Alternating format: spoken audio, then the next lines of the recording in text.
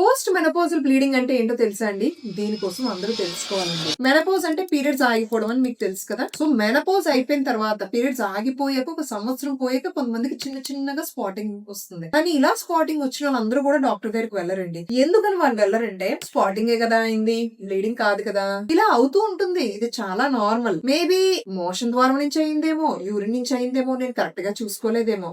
ఇప్పుడు డాక్టర్ దగ్గరికి ఏం వెళ్తాంలే, మనకి ఇంట్లో చాలా ప్రాబ్లమ్స్ ఉన్నాయి, పనులు ఉన్నాయని చెప్పి ఈ 4 రీజన్స్ వల్ల చాలా మంది డాక్టర్ ని కన్సల్ట్ చేయరండి. బట్ నేను మొన్ననే ఒక కేసు చూసానండి, పోస్ట్ మెనోపాజల్ బ్లీడింగ్. ఆవిడ ఫస్ట్ 2 ఎపిసోడ్స్ అలాగానే అశ్రద్ధ చేశారు. 3rd ఎపిసోడ్ కి నా దగ్గరకు వచ్చారు. నేను చిన్న బయోప్సీ తీస్తే మనకి తెలిసింది ఏంటంటే గర్భసంచిలో క్యాన్సర్ వచ్చిందని చెప్పి తెలిసింది. బట్ అదృష్టవశాత్తు చాలా ఎర్లీ స్టేజెస్ లో ఉంది అండ్ దానికి సర్జరీ అనేది మేము అడ్వైస్ చేసామన్నమాట. సో ఎప్పుడైనా పోస్ట్ మెనోపాజల్ బ్లీడింగ్ అయినట్లయితే అందరికీ అది క్యాన్సరే అవుతుందని నేను చెప్పను, కానీ మీ గైనకాలజిస్ట్ దగ్గరికి వెళ్ళి చూపించుకోవడం తప్పే లేదు. Hope this helps. Thank you.